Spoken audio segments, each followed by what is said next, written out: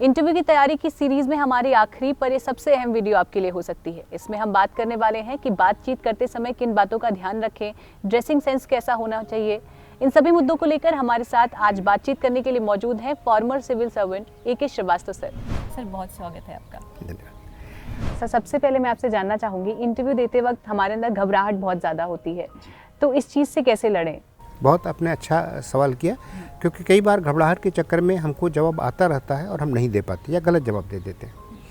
तो 2-3 चीज़ें हैं जो हमें सोचनी चाहिए। पहली बात, हम रिटन एग्जामिनेशन पार करके आए हैं, हमने प्रीलिम्स पार कर लिया, हमने मेंस पार कर लिया, अब ये छोटा सा एक एग्ज़ाम बचा हुआ है और हम कॉम्पिटेंट हैं, इसलिए हम यहाँ तक पहुँचे हैं। तो इस तरह की सोच हमारे कॉन्फिडेंस को बढ़ाती है। दूसरी बात, सबसे ज़्यादा घबराहट कब होती है? जब आप इंटरव्यू बोर्ड के बाहर दरवाजे पर बैठे हुए अपने नंबर की प्रतीक्षा करते हैं। अब हमारा क्या टारगेट होना चाहिए कि हमारे ध्यान से इंटरव्यू की बात नहीं आनी चाहिए हमारे दिमाग में। तो इसकी एक सिंपल ट्रिक है, आप कुछ भी गिन सकते हैं, जैसे 100 तक का नंबर गिने, लेकिन जब गिने तो उन नंबरों को विजुअलाइज करें, जैसे 1 कैसे लगता है, 2 कैसे लगता है, जिससे आपका ध्यान पूरी तरह से इंटरव्यू पर न जाए, उन्हीं बातों के बारे में जाए। और जब आप इंटरव्यू के कमरे में घुसेंगे तो आप एकदम ताज़ा दम होंगे, फ्रेश माइंड से होंगे, बिना घबराहट के होंगे और सारे सवालों का अच्छी तरह से आप जवाब दे सकेंगे। सर दूसरा सवाल मैं आपसे जानना चाहूँगी कि बैठने में जब हम बैठते हैं तो किन बातों का ध्यान रखना चाहिए हमें? बैठते समय 2-3 चीज़ों का बहुत ध्यान ज़रूरी है।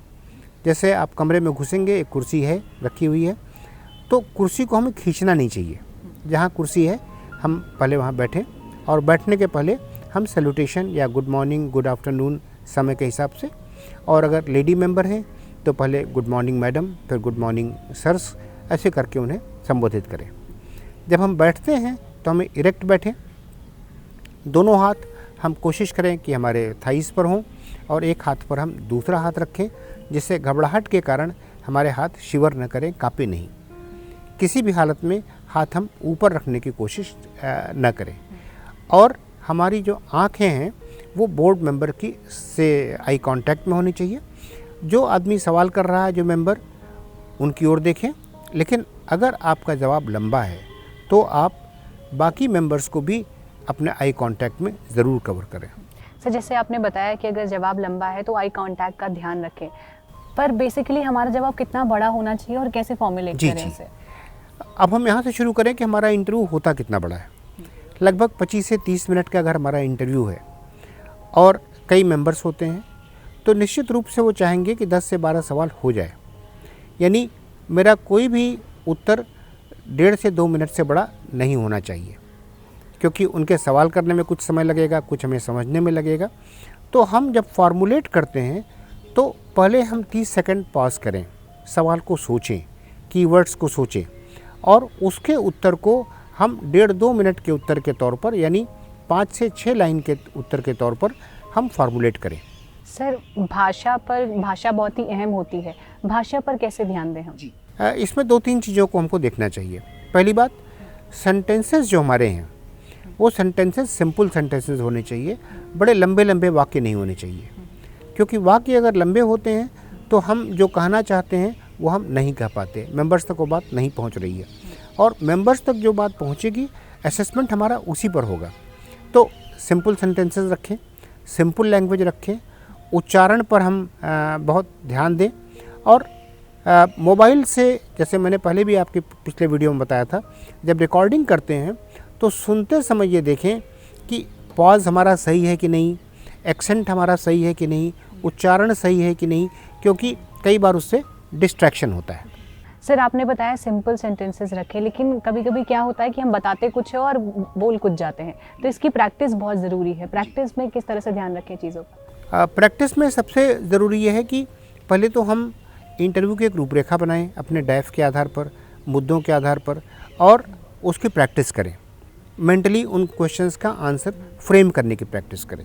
फिर 1.5 मिनट 2 मिनट के आंसर सोचें और सोच करके उनकी मोबाइल पर रिकॉर्डिंग कर लें, और उस रिकॉर्डिंग को फिर हम सुने, और उसमें अगर हमें कोई गलती लगती है, अगर हमें एट्रीब्यूट्स में गलती लग रही है, एटीट्यूड में गलती लग रही है, भाषा में गलती लग रही है, तो उसे सुधारें और सुधार करके फिर दोबारा रिकॉर्ड करें। तो 3 बार 4 बार के प्रयास के बाद हम निश्चित रूप से देखेंगे कि हमारे उत्तर की गुणवत्ता में निश्चित रूप से सुधार आएगा। सर, नॉन वर्बल कम्युनिकेशन में हमें किन बातों का ध्यान रखने की जरूरत है? जी, वो बहुत आपने अच्छा मुद्दा उठाया, क्योंकि लगभग 50 से 60% जो हमारा कम्युनिकेशन है वो नॉन वर्बल होता है। तो इस बात की मैं बार बार लोगों से मैं आपसे अनुरोध करूंगा, आग्रह करूंगा कि ध्यान रखें कि आपके हाथों से कोई मुद्रा ना फॉर्मुलेट हो। यानी बात करते समय आप सिर्फ अपने शब्दों से कम्युनिकेट करने की कोशिश करें, क्योंकि वो एक डिस्ट्रैक्शन होता है। और आपकी बॉडी लैंग्वेज भी ऐसी होनी चाहिए जो बहुत सिंपल, सोबर और एक ब्यूरोक्रेट के हिसाब से वो प्रॉपर एटीट्यूड को रिफ्लेक्ट करे। कभी भी हमारे चेहरे पर गुस्सा या किसी कंट्रोवर्शियल क्वेश्चन पर कोई इमोशनल इम्पैक्ट, इस तरह की चीज़ें नहीं आनी चाहिए। हमको एक डिस्पैशनेट ढंग से एक प्रॉब्लम की तरह से सवाल को समझना चाहिए, उसका विश्लेषण करना चाहिए और उसका उत्तर देना चाहिए। सर, ड्रेसिंग सेंस एक बहुत ही अहम मुद्दा है। इसमें ड्रेसिंग सेंस पर किस तरह ध्यान दें? सबसे ज़रूरी बात यह है कि हम एक फॉर्मल ओकेज़न पर हैं। इंटरव्यू एक बड़ा फॉर्मल ओकेज़न है, इसलिए हमें फॉर्मली ड्रेस्ड होकर के जाना चाहिए। और जब हम शर्ट का चयन करते हैं, पैंट का चयन करते हैं, तो हम निश्चित रूप से एक फॉर्मल ड्रेस में जाएं।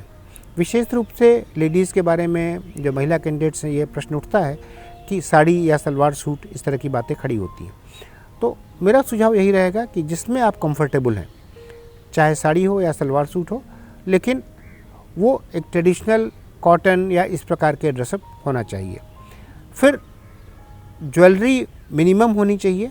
और जो मेल कैंडिडेट्स हैं, उनसे मेरा अनुरोध है कि रिंग्स या इस तरह की चीज़ों से हमें इंटरव्यू में बचना चाहिए, क्योंकि कई बार इंटरव्यू में प्रश्न फिर उन पर पूछे जाने लगते हैं, या बिना बोले बोर्ड मेंबर उसके आधार पर कुछ वो अवधारणा बना लेंगे कि इनकी इन चीज़ों में रुचि है या उस पर विश्वास है। सर, मेंटर या गाइडेंस कितनी अहम है इन चीज़ों में? बहुत महत्वपूर्ण भूमिका होती है मेंटर की, क्योंकि मेंटर जब आपका एक मॉक इंटरव्यू लेता है या आपसे डिस्कस करता है, वो इन छोटी छोटी चीज़ों पर ध्यान रखता है कि आपका वर्बल कम्युनिकेशन की स्किल्स आपके अंदर हैं कि नहीं, नॉन वर्बल कम्युनिकेशन की स्किल्स में क्या प्रॉब्लम है, और फिर वो आपको ट्रिक बताता है, वो आपको तरीका बताता है कि कैसे इन चीज़ों को आप सही करेंगे। जैसे क्रिकेट में कोई बैटिंग का कोच है, तो अलग अलग तरह के बैट्समैन हैं, लेकिन हर बैट्समैन की अपनी स्ट्रेंथ है और हर बैट्समैन की अपनी वीकनेस है। किसी को शॉर्ट बॉल पर वीकनेस है, किसी को स्पिन पर वीकनेस है, उसके हिसाब से कोच उसे सजेस्ट करता है। इसी प्रकार इंडिविजुअल अप्रोच कोचिंग में बहुत आवश्यक है। मेंटर एक इंडिविजुअल अप्रोच प्रोवाइड करता है, वो आपको समझता है, आपकी स्ट्रेंथ को समझता है, उससे इंटरव्यू बोर्ड के रिक्वायरमेंट को जोड़ता है और उस तरह से आपकी पर्सनालिटी को एक शॉर्ट पीरियड के अंदर ग्रूम करने में, फोकस करने में, आपकी तैयारी कराने में बहुत मदद करता है। सर, बहुत शुक्रिया आपका हमें इतना सारा समय देने के लिए। इंटरव्यू की तैयारी की सीरीज़ में अब इतना ही। उम्मीद है आपको हमारी ये वीडियोस पसंद आई होंगी और आपके बहुत काम आई होंगी। आप इस बारे में हमें कमेंट बॉक्स में बता सकते हैं। देखते रहें ध्येय टीवी।